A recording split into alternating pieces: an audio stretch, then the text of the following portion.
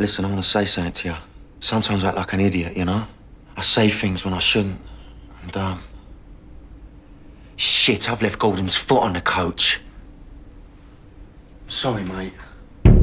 Severance is one of my absolute favourite comedy horrors, and I've wanted to cover this for a very long time.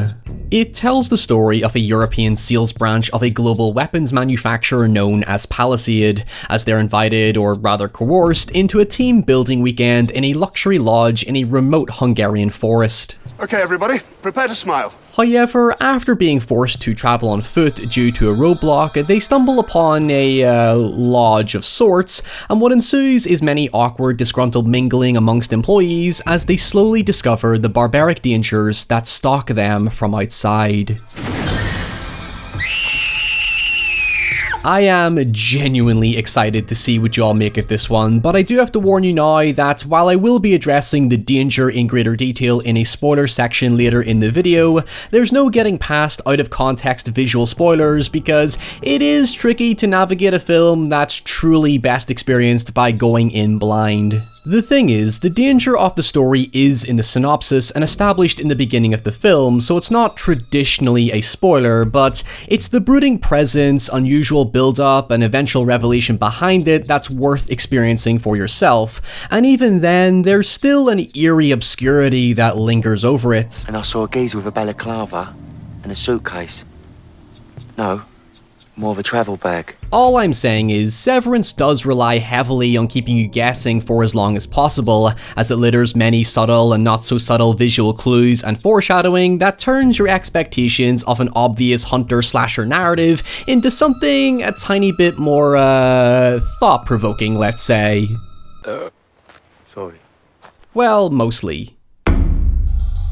Despite the generic-sounding premise, Severance is a really fucking weird movie at times, as it starts out as an oddball comedy dealing with the frustrations of relatable workplace personalities, and eventually devolves into a harrowing survival horror reflective of the splatter genre resurgence at the time. While it received a small box office draw in the UK upon its release due to its main star Danny Dyer, Severance based most of its marketing on a vague over-reliance on comparing itself to Shaun of the Dead meets The Office. But to be honest, while that comparison is accurate, as a horror fan, I would argue it's a bit of an undersell to the plethora of other films that Severance could be compared to, going as far back as the fringes of 70s exploitation cinema. It's very much in the same vein as Neil Marshall's Dog Soldiers, where on the surface, you know what genre it loosely falls into as it wears its influences on its sleeve, but it doesn't let any of that dictate the storytelling. It flows organically between action, horror, and comedy without contradicting the clear, consistent tone it establishes from the very beginning. You found a pie? Was wrapped in foil. Oh, well, that's a relief. Jesus! You dirty bastard! I have read comparisons to Deliverance. I mean, the title is literally a play on it, but I'd go as far as to throw in Hostel and Wrong Turn as equally valid contemporary comparisons, especially considering the latter film was also marketed with a similar level of backwoods horror ambiguity. In fact, if you really want a true stylistic portrait before jumping in, you're better just watching my videos on director Christopher Smith's other hugely underrated films, Triangle and Creep. It has moments of surreal and literal trippy imagery that's borderline fourth wall breaking, and when the action finally kicks in, the violence has this grimy grittiness that's typically missing in comedy horror.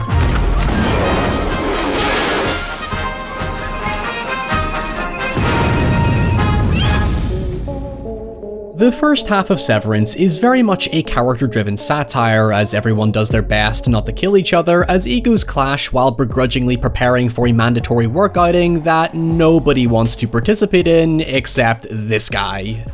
Before we begin, that paintballing is about teamwork. Oh yeah, we all know someone like this, and anyone who has ever worked in an office setting will recognize these personalities. You have the spineless corporate ass-kissing manager Richard, smug salesman Harris, who is an expert on everything, the polite and humble Billy, who is just doing his job, morally driven Jill trying to change the establishment from the inside, cynical Maggie, who plays the straight man for the audience, and as I've shown you, Gordon, the slightly inept upbeat puppy who surely won't have anything horrible happen to him. Stop it! That is really dangerous! Oh, trust me, if the marketing got one thing absolutely clear, it's that this guy gets fucked up, and you'll see where that hostile comparison comes into later. Finally, there's Steve, played by Danny Dyer, who I'm probably going to have to explain to my international audience. If you look at my cock one more time, I'm gonna kick off. So Danny Dyer was once a fairly prolific actor in early to mid 2000s UK cinema, and gained a reputation for playing hard lad English geezers who ranged from 2-bit gangsters to cocky party boy narcissists. In fact, for a while it was a running joke that when you saw a Danny Dyer movie you knew exactly what you were getting into, especially many of his later direct-to-video releases before he respectably moved into more mature soap opera television. He was notoriously disliked by many UK film critics for his supposed lowbrow performances, but he had a strong popularity amongst younger audiences because he reflected the very dominant lad culture at the time that normalized masculine traits and behaviours that some dismissed as simply boys will be boys. English birds ain't complicated. You buy them a Bacardi breezer and they'll ride you like Seabiscuit. Dyer was basically what Sean William Scott was to Stifler-style characters in the late 90s, early 2000s. This is why I think Dyer is perfectly cast in Severance. It gives his character Steve a chance to be vulnerable while playing against the perceptions critics had of Dyer himself. It's not that he gives a different or better performance, it's that his character is written in such a way to take advantage of his typecasting, and it works especially well given Dyer drops the ego to willingly make fun of himself. Have I pissed my pants? I'm just saying, I don't think so. What's wrong with you? I feel all damp. Steve is ultimately just a harmless jackass who eventually acknowledges his own shitty behavior, yet what truly reinforces it is that he does not emerge as this redemptive, strong leading man hero in the end. He kinda withers into a secondary character, as Maggie is the real strong, resilient hero to take charge of the situation. It's not trying to aggressively lampoon lad culture, it's more of an empathetic portrayal to humanize it. We need to keep it cold. There's a fridge on the coach. That's great, thank you. Oh, you're shitting me. The best way to describe Severance is imagine taking the lighthearted, quirky characters from your favorite workplace sitcom like The Office or Parks and Rec or Brooklyn Nine-Nine and throwing them into a brooding horror movie where they get horrifically butchered and beaten one by one. That is literally what Severance aims to be. It's a comedy horror that starts as a comedy and becomes a horror. I've said it before, but I find many comedy horrors suffer from balancing one genre at the expense of the other, and usually it's the horror that suffers the most. But the film's co-writer James Moran stated that he and Christopher Smith had one rule when writing: no horror in the comedy and no comedy in the horror. As such, they strike a consistent balance while leaning more heavily on the horror and keeping the humor natural to the personalities and the situations the characters face.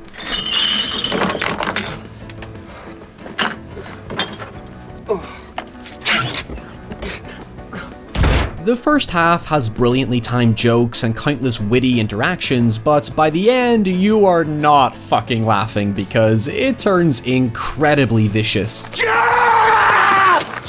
voice down. Admittedly, this video will not do the humor justice because the timing of a punchline usually surpasses how long I can actually play an unedited clip before I enter into YouTube's dodgy copyright claim territory. In fact, many jokes are layered one after the other, and some are callbacks to information established earlier in the film or delivered without calling attention to the punchline itself, like in this scene where happy-go-unlucky Gordon dicks about on a diving board, and later on you see him walking through the house soaking wet. It really is the type of film where you have to keep your eye on the small details because, on top of that, the film loves to hide things in the background and use Chekhov's gun to set up innocuous details that have a payoff later on. Now, from here on out, I'm going to delve into the danger of the second half, so consider this your major narrative spoiler warning before we go any further. So, on the first night, 3 characters share stories about the origins of the Lodge and its connection to their company Palisade. As a weapons dealer and manufacturer, of course this was inevitably going to become a plot point, as the film loosely tackles the idea that the danger is essentially one of their own making. When you say sick fuckers, what do you mean here? Terrorists? Call them what you want. Although, thematically speaking, it deliberately avoids commenting too much on the morality of profiting off war and destruction, because, after all, we are seeing the story through the eyes of characters so withdrawn and apathetic to what they do, as to them, it's just a job. That's where the Office comparison truly comes in. They are the weapon sales equivalent to Wernham Hogg or Dunder Mifflin. They don't give a shit about what they're selling. They grind their boring 9-to-5 office work and go home without a guilty conscience like the rest of us. The only character to question ethics is Jill, but everyone just dismisses her as the uptight, entitled grump who perpetually moans about everything, so it's difficult to take her seriously when, in between the discussions about designing humane weaponry, she undermines her own morals by complaining about not staying in a Hilton hotel. Anyway, getting back on point, each story is presented from a unique stylistic point of view. The first is framed as a Nosferatu-inspired German expression silent film, as Harris believes the Lodge to be an old mental asylum from before the First World War. In his story, an inspector is sent in to investigate why the asylum has ceased communication,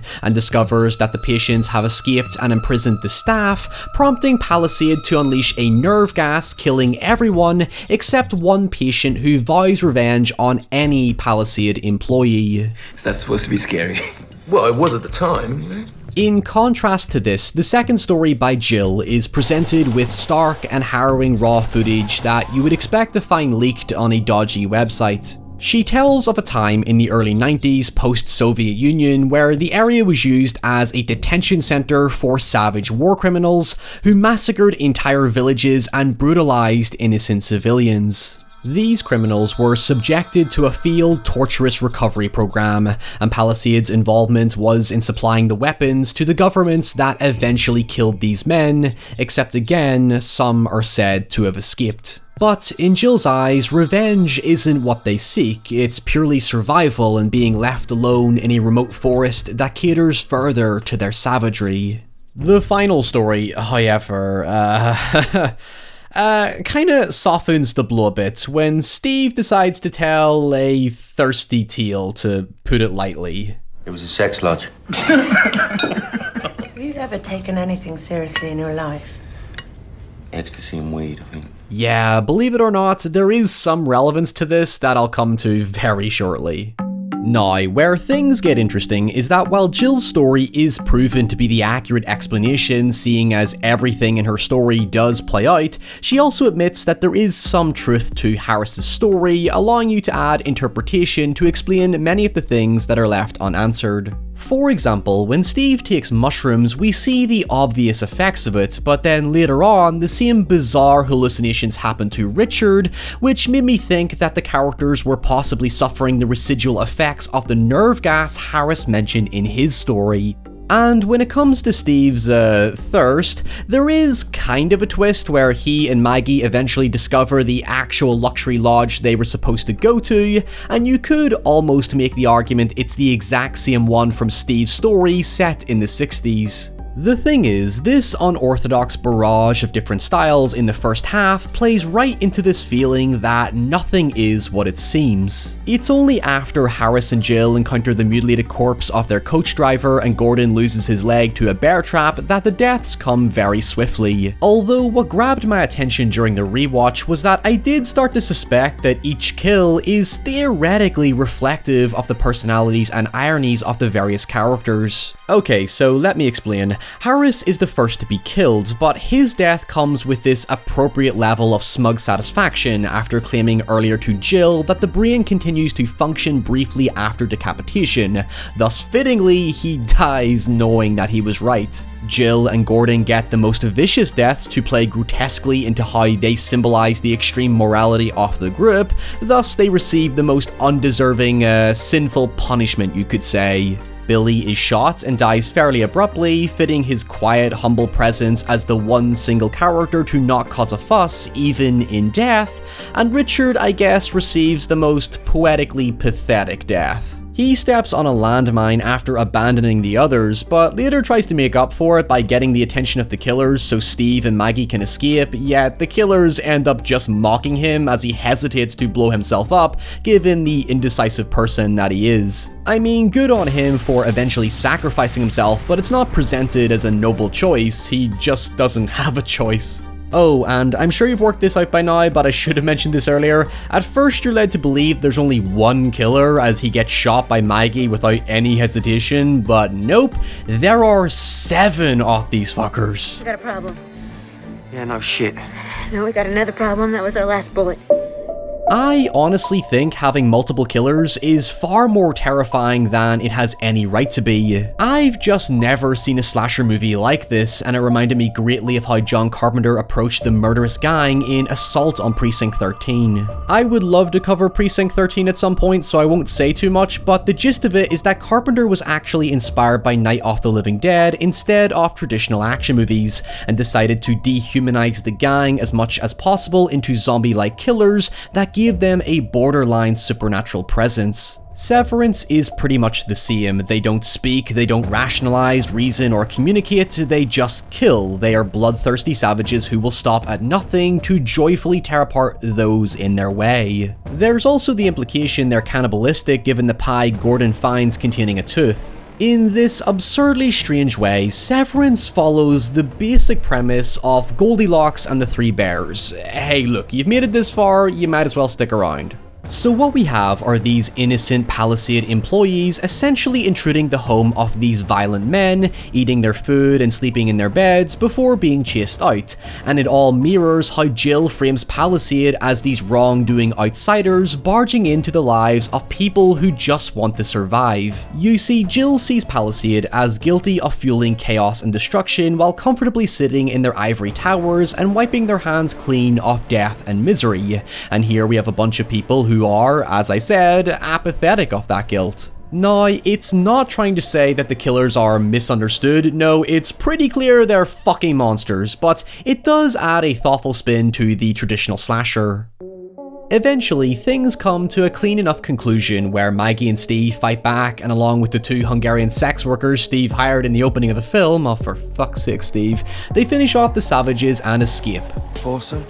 And that is Severance. I'm sure there are a lot of questions and WTFs to what I just described, but I really can't stress enough how important it is to go in blind and experience for yourself just how bonkers the film becomes. As I said, it is a surprisingly layered film, and there are many details that just can't be explained without putting them in the context of other things that happen. Sure, it's not as tightly constructed or refined as Simon Pegg and Edgar Wright's Cornetto trilogy, but it really works as this brilliant bastard child in between. Severance is the Halloween special of a workplace comedy, only to discover that the characters are facing real killers and the safe boundaries of sitcom logic collapses all around them. So in the comments below, give me an example of your favourite comedy horror that truly does work as a horror, one where scares and shocks really are the focus while still being capable of making you laugh along the way. And until next time, stay safe, stay away from your obnoxious colleagues, and I'll see you all very soon.